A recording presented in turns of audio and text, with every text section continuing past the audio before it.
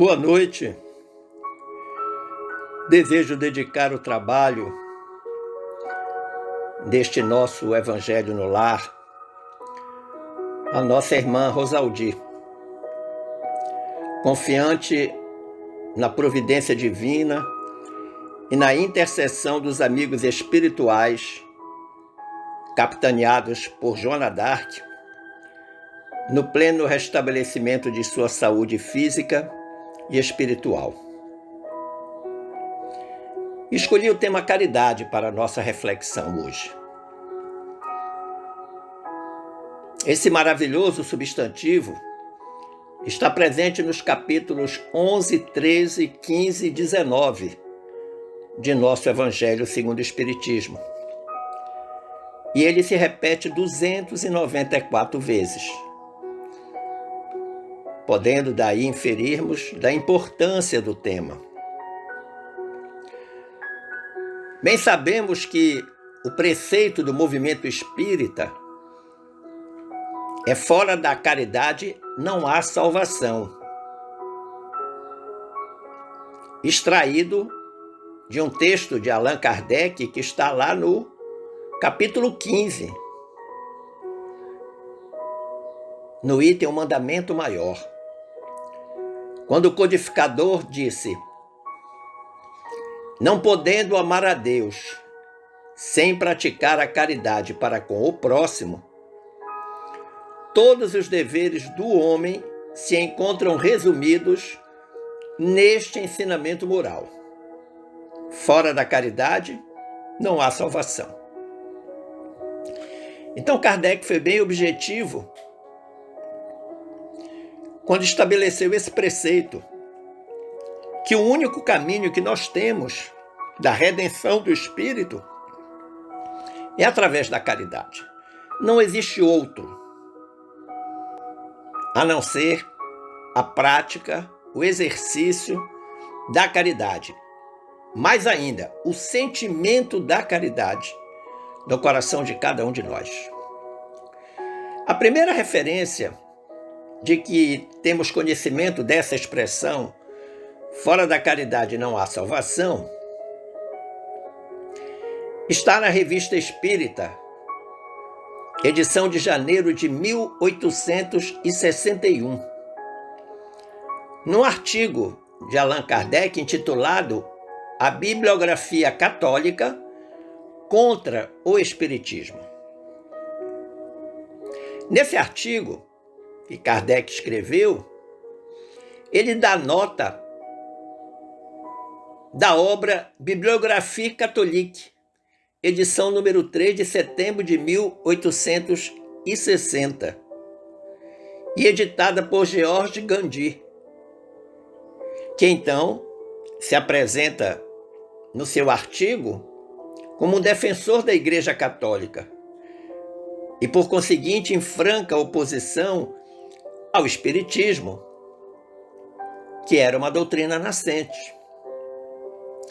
Kardec relata que este é o primeiro ataque sério contra a doutrina espírita, pois Kardec diz que até então a imprensa e os escritores haviam se limitado apenas a ridicularizá-lo, sem demonstrar maiores preocupações. Porém, observando a rápida propagação da filosofia espírita, este editor católico, George Gandhi, leva a sério a doutrina kardecista no sentido de considerá-la uma grande ameaça à sociedade. Assim, então, ele apresenta suas ideias teológicas que condenam o espiritismo, que ele acusa ser obra de Satanás, e propõe a sua derrocada. Para Gandhi era preciso banir o espiritismo da sociedade.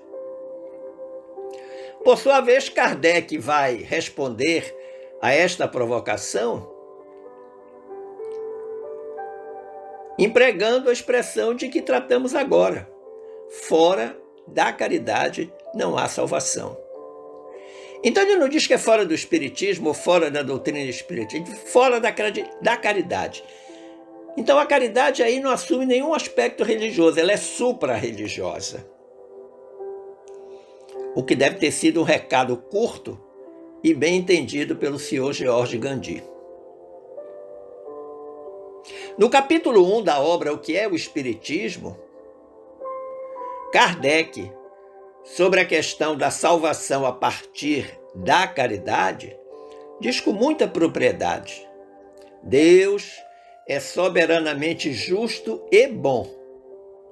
Não faz a sorte futura do homem subordinar-se às condições alheias à vontade de Deus. Eles não nos pregam que fora do Espiritismo não possa haver salvação, mas sim, como o Cristo, fora da caridade não há salvação. Então Kardec esclarece de forma objetiva, primeiro, que nós não podemos nos contrapor à vontade divina, e que essa contraposição vai inclusive influenciar no nosso futuro. E mais, que a salvação não está na doutrina, mas está na caridade, que é o preceito doutrinário. Em um manuscrito de Allan Kardec, encontrado depois da sua desencarnação, claro, o codificador assinala: eis como entendo a caridade cristã. Compreendo uma religião que nos prescreve que retribuamos o mal com o bem, e com mais forte razão, que retribuamos o bem com o bem. Nunca, entretanto, compreenderia a que nos prescrevesse que paguemos o mal com o mal. Kardec, então, está elucidando para nós que a prática da retribuição do mal com o bem é um exemplo elevadíssimo de caridade, caridade espiritual, que vai exigir uma profunda compreensão de cada um de nós. O apóstolo Paulo, lá em sua carta aos Coríntios, imortalizaria a caridade como a mais estimada das virtudes. Percebendo ele, desde a sua época, o valor máximo das qualidades do coração, expressos na ação de bondade para com o próximo. E no final dessa belíssima página que ele escreve, ele diz: agora, estas 3 virtudes, a fé, a esperança e a caridade, permanecem. Mas, entre elas, a mais excelente é a caridade. Encontramos isso na primeira carta aos Coríntios, capítulo 13, versículo 13. Ora, então, deste preâmbulo nós podemos entender que o topo moral do Espiritismo é a caridade.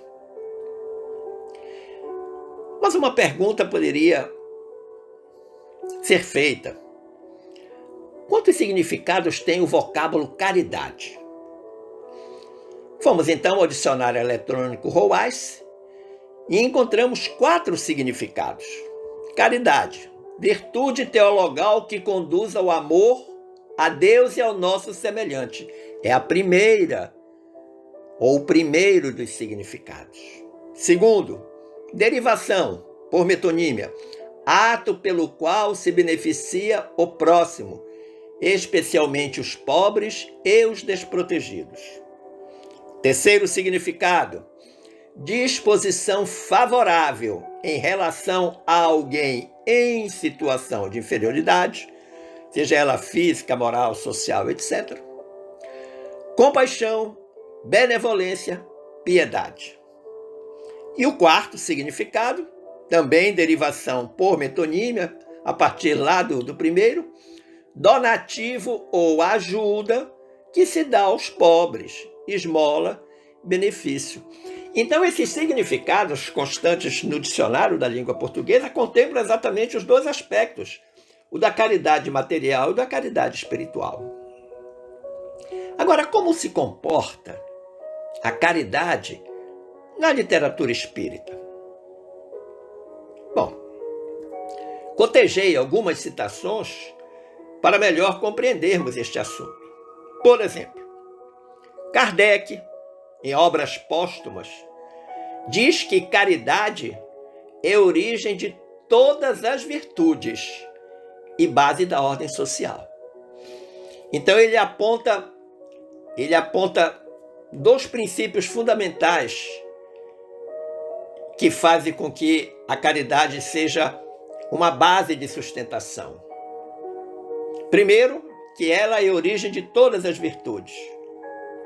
Ou seja, para termos outras virtudes, como paciência, benemerência, benevolência, indulgência, precisamos antes desenvolver a virtude da caridade. E as outras virão naturalmente. E o segundo aspecto que Kardec coloca aqui é a base da ordem social. Uma ordem social pautada no amor, no respeito ao próximo, que são aspectos inerentes à caridade. Encontramos também um sentido de caridade descrito por Joana de Ângeles, através da pena mediúnica de Divaldo Franco, lá na obra Lampadário Espírita. Joana diz: caridade é o estímulo vivo da fraternidade, que ligará homens e nações numa só família, qual imenso rebanho sob o comando de um único pastor. E olha que interessante. Estímulo vivo da fraternidade. Fraternidade, a condição de ser irmãos, filhos do mesmo pai. Por isso que no final ela diz sob o comando de um único pastor. E essa fraternidade tem a capacidade de ligar homens e nações numa única família, a grande família universal, decantada no nosso Evangelho segundo o Espiritismo, no Livro dos Espíritos. Mas ainda sobre a pena mediúnica de Divaldo Franco, sob a pena mediúnica de Divaldo Franco, há uma citação do espírito Victor Hugo, na obra Sublime Expiação, em que esse luminar francês disse: caridade é luz na estrada, abençoando as sombras e tornando-as claridade. Então, Victor Hugo apenas acrescentou a letra L no substantivo caridade, criando um outro substantivo de suma importância para qualquer cristão, que é a claridade, a luz, que cada um carrega dentro de si, dentro do seu eu crístico, que todos somos portadores. Fernando Lacerda, na obra Do País da Luz, diz que caridade é o bálsamo que consola todas as dores. Então é interessante, porque não há regime de exceção, são todas as dores. A caridade tem esse condão, tem essa capacidade, especialmente a caridade espiritual. Não obstante, muitas vezes o pão consolar a dor da fome.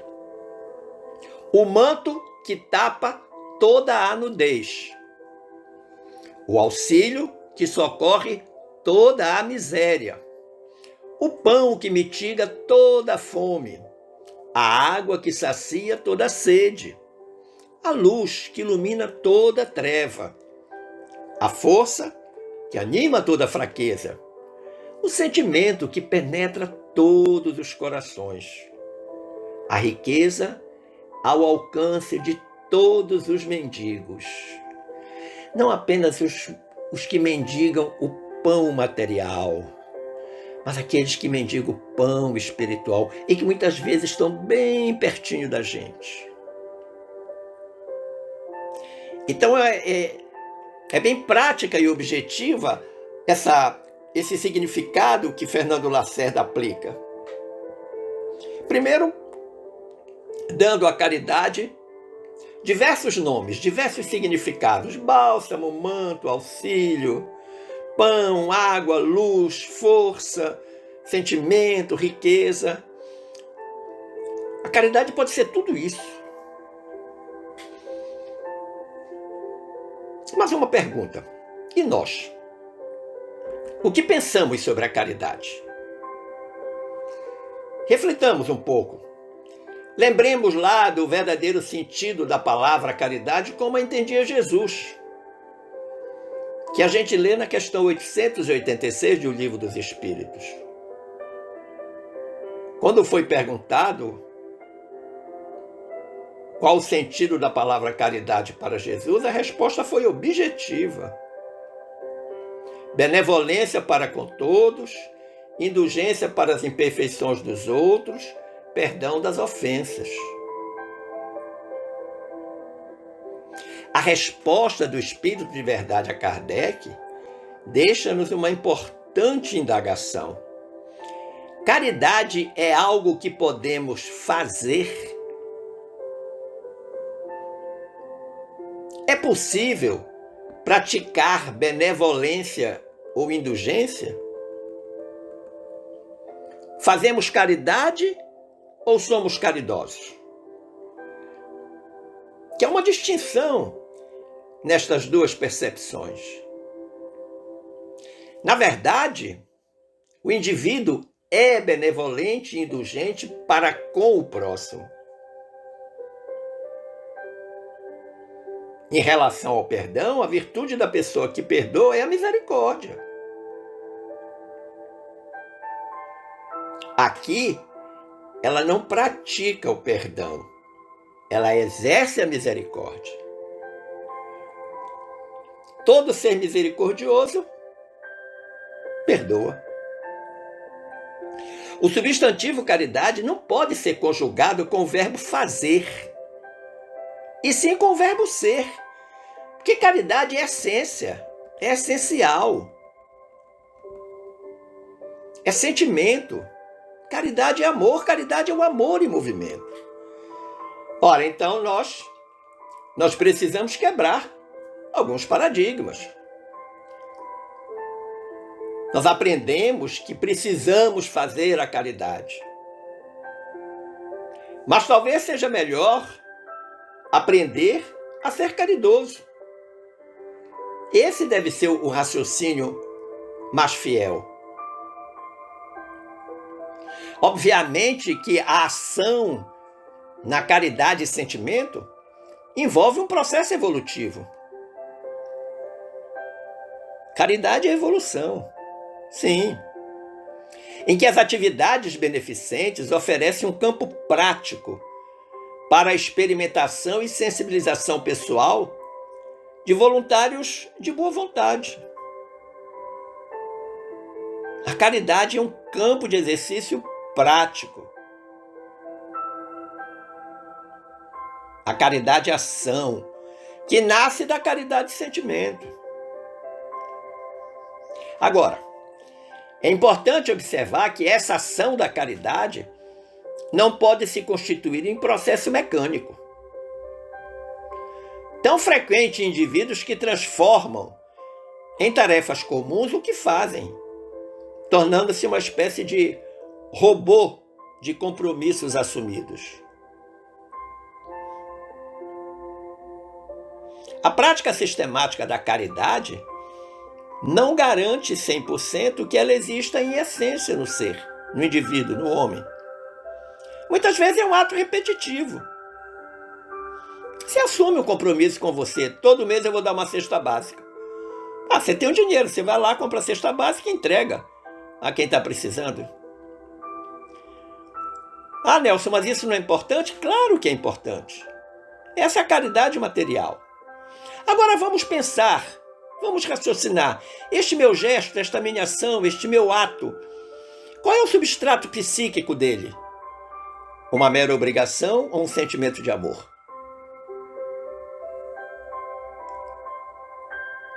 Fazer a caridade ou exercitar qualquer virtude de caráter moral, com hora e local marcados, são estágios preliminares no processo de maturidade psicológica. No início precisa ser assim. São uma espécie de treinamento para alcançar possibilidades mais avançadas.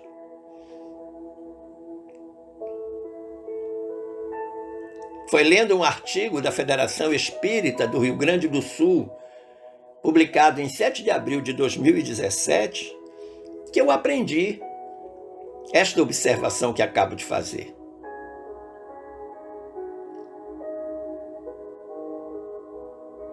Observamos esse movimento em determinadas iniciativas dentro do contexto religioso.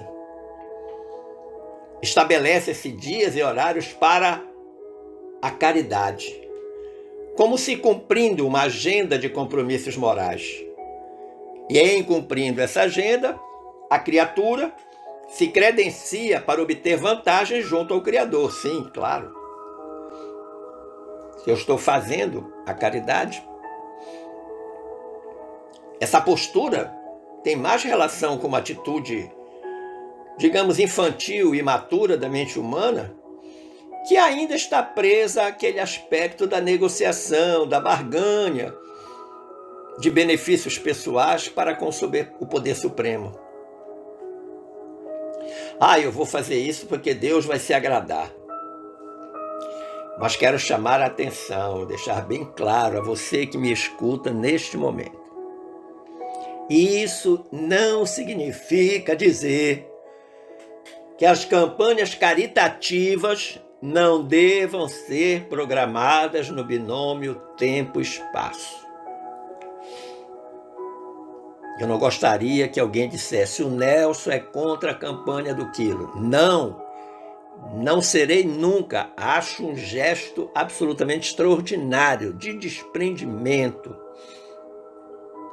de amor para aqueles que usam a caridade sentimento. Não a caridade obrigação, porque está programada. Quando observamos a vida de pessoas caridosas, encontramos de imediato a figura de Chico Xavier. Trabalhando dia após dia, dormindo pouco, sempre com muita disposição, com pleno sorriso de felicidade. Quantas cartas consoladoras Chico psicografou para mães e pais entristecidos com a perda de um filho, ou filhos com perda dos pais. Quando assistimos à caridade de Chico, não notamos nenhum sofrimento, nenhum sacrifício, mas sempre contentamento, prazer, felicidade, alegria.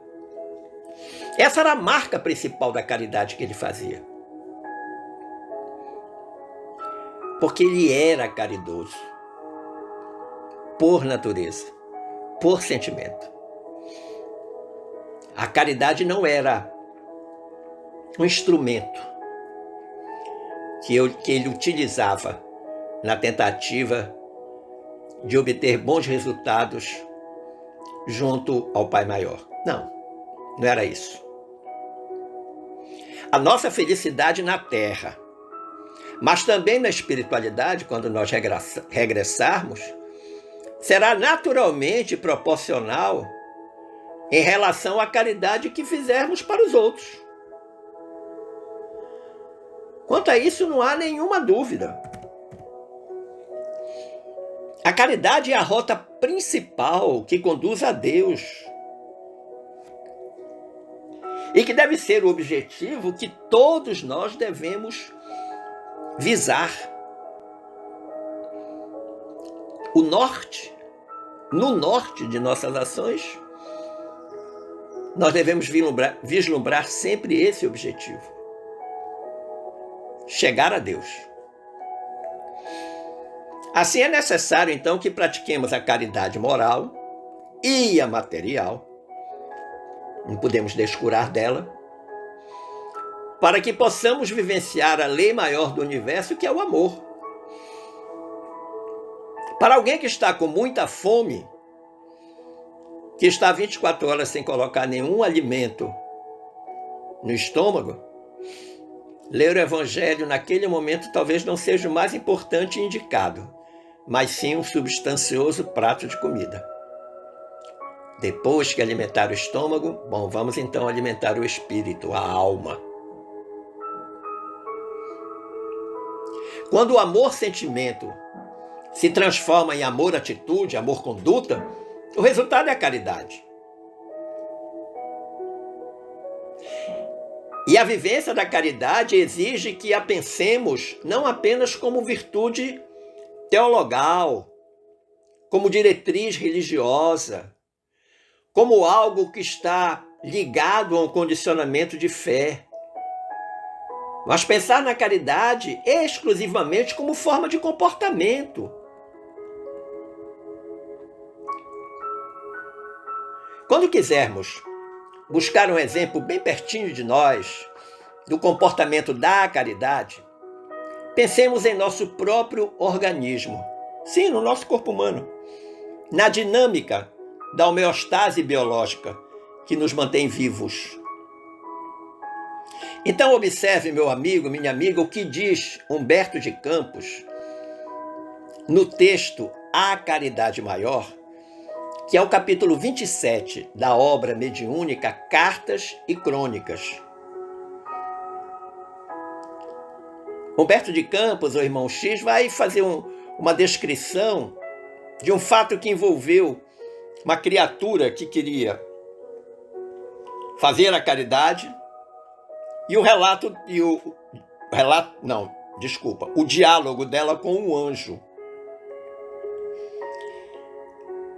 E o anjo então vai dizer para este interessado na prática da caridade: para que te sintas de pé cada dia, milhões de vidas microscópicas esforçam-se em tua carne, garantindo-te o bem-estar. Está falando de tudo que compõe o organismo humano, o organismo biológico. Cada órgão e cada membro de teu corpo amparam-te abnegadamente, para que te faças abençoado discípulo da civilização. Então, a consequência maior na utilização do corpo humano, do nosso corpo biológico, é que nós nos tornemos abençoado discípulo da civilização. Disse ainda o anjo: os olhos identificam as imagens que já podes perceber, livrando-te da desordem interior. Os ouvidos selecionam sons e vozes para que não vivas desorientado.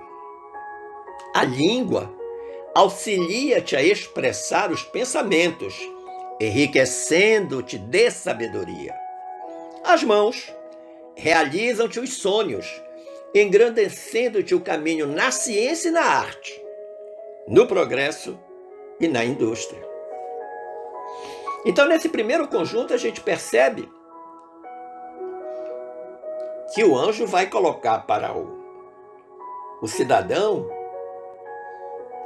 a importância daqueles órgãos que representam os sentidos humanos, no sentido dessa construção do bem dentro da criatura. E ele diz mais: os pés sustentam-te a máquina física, para que não te arrojes à inércia. A boca mastiga os alimentos para que não te condenes à inação. Os pulmões asseguram-te o ar puro contra a asfixia. O estômago digere as peças com que nutrirás o próprio sangue. O fígado gera forças vitais que te entretêm a harmonia orgânica. O coração movimenta-se sem parar, escorando-te a existência. Vives da caridade de inúmeras vidas inferiores que te obedecem à mente. Torna, pois, ao lugar em que o Senhor te situou e satisfaze as tarefas imediatas que o mundo te reserva. Isto é uma lição de moral para qualquer cristão, no sentido de dizer: se tens a vida, se tens um corpo físico, usa-o em favor do bem, em favor do próximo. Esta é a nossa obrigação, este é o nosso compromisso. Esta é a caridade que devemos fazer por nós mesmos, os primeiros beneficiários da caridade.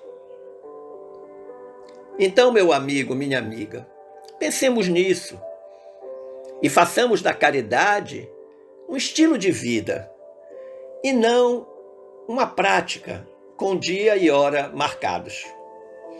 Agradecendo o carinho da sua atenção, eu desejo que fiquemos todos em paz com Jesus. Um forte abraço.